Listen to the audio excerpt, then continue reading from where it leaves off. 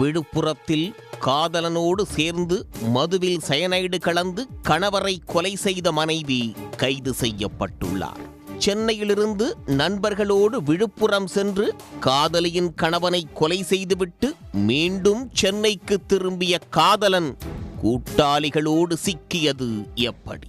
விழுப்புரத்தில் கடந்த 14ஆம் தேதி இந்திரா நகர் சாலையோரம் மது போதையில் வி. சித்தாமூர் கிராமத்தைச் சேர்ந்த கட்டட தொழிலாளி மணிகண்டன் என்பவர் இறந்து கிடந்தார். இவரது உடலை கைப்பற்றி விழுப்புரம் தாலுகா காவல் நிலைய போலீசார் முண்டியம்பாக்கம் அரசு மருத்துவமனைக்கு அனுப்பி வைத்து விசாரணை நடத்தினர். மனைவியிடம் விசாரித்ததில் அளவுக்கு அதிகமாக மது அருந்தும் பழக்கம் கணவருக்கு இருந்ததாக தெரிவித்துள்ளார். இதனால் அளவுக்கு அதிகமாக மது குடித்ததால் மணிகண்டன் உயிரிழந்திருப்பார் என்று போலீசார் சந்தேகப்பட்டனர்.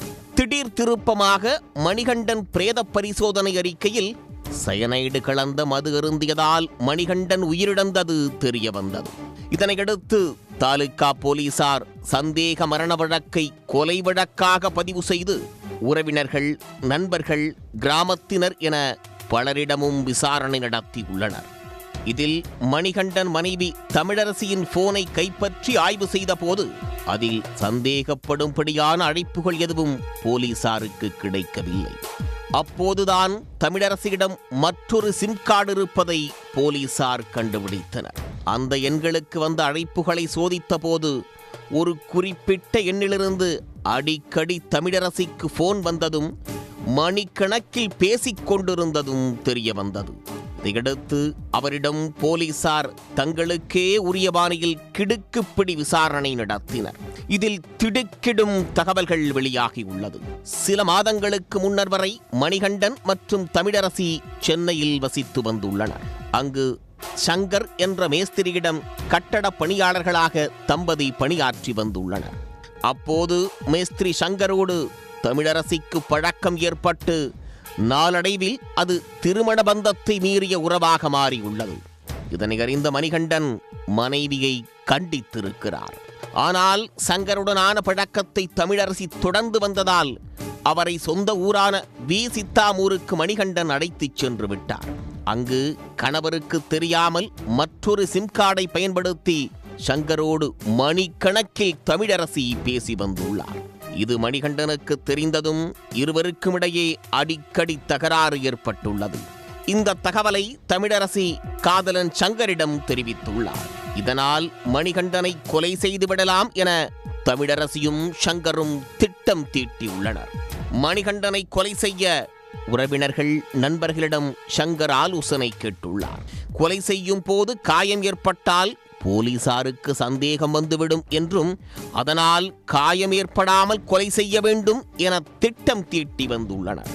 போலீசுக்கு சந்தேகம் வராமல் கொலை செய்வது எப்படி என யூடியூப்களில் பல்வேறு வீடியோக்களையும் அவர்கள் பார்த்துள்ளனர். அதன்படி மது குடிக்கும் பழக்கமுள்ள மணிகண்டனுக்கு மதுவில் சயனைடு கலந்து கொடுத்து கொலை செய்வதற்கு திட்டமிட்டுள்ளனர்.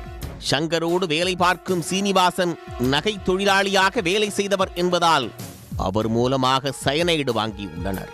தொடர்ந்து நண்பர்களான சீனிவாசன், கார்த்திக் ராஜா, அவரது மனைவி ஸ்வேதாவுடன் சேர்ந்து கொலை திட்டத்தை அரங்கேற்ற முடிவெடுத்தனர். திட்டமிட்டபடி கடந்த 13ஆம் தேதி சங்கர் மற்றும் அவரது நண்பர்கள் சென்னையிலிருந்து ரயில் மூலமாக விழுப்புரத்திற்கு சென்றுள்ளனர். கடந்த 14ஆம் தேதி கட்டட வேலை ஒன்று இருப்பதாக கூறி கார்த்திக் ராஜா மனைவி ஸ்வேதா மணிகண்டனை விழுப்புரம் இந்திரா நகருக்கு அழைத்திருக்கிறார். அங்கு சென்ற மணிகண்டனிடம் கட்டட வேலை தொடர்பாக பேசுவது போல் பேச்சு கொடுத்த கார்த்திக் ராஜா, சீனிவாசன் அவரை மது அருந்த வைத்துள்ளனர். அப்போது சயனைடு கலந்த மதுவை மணிகண்டனுக்கு கொடுத்துள்ளனர். அந்த மதுவை குடித்துவிட்டு சிறிது தூரம் சென்ற மணிகண்டன் இந்திரா நகர் பகுதியில் தேசிய நெடுஞ்சாலை சர்வீஸ் சாலை ஓரமாக மயங்கி விழுந்து உயிரிழந்துள்ளார். மணிகண்டன் இறந்ததை உறுதிப்படுத்திய கார்த்திக் ராஜா மற்றும் சீனிவாசன் சங்கருக்கு தகவல் சொல்லிவிட்டு அங்கிருந்து அவர்கள் புறப்பட்டு சென்று விட்டனர். அதன் பின்னர் மணிகண்டன் இறந்த தகவலை தமிழரசிக்கு அவரது காதலன் சங்கர் தெரிவித்தது போலீசாரின் விசாரணையில் தெரிய வந்தது.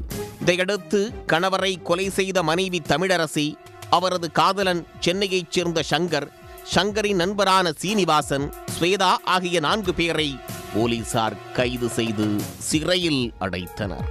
மேலும் கொலை வழக்கில் தொடர்புடைய ஸ்வேதாவின் கணவர் கார்த்திக் ராஜாவை போலீசார் தீவிரமாக தேடி வருகின்றனர். காதலனோடு சேர்ந்து கணவனுக்கு மதுவில் சயனைடு கலந்து கொலை செய்துவிட்டு மனைவி நாடகமாடிய சம்பவம் விழுப்புரத்தில் பரபரப்பை ஏற்படுத்தியுள்ளது.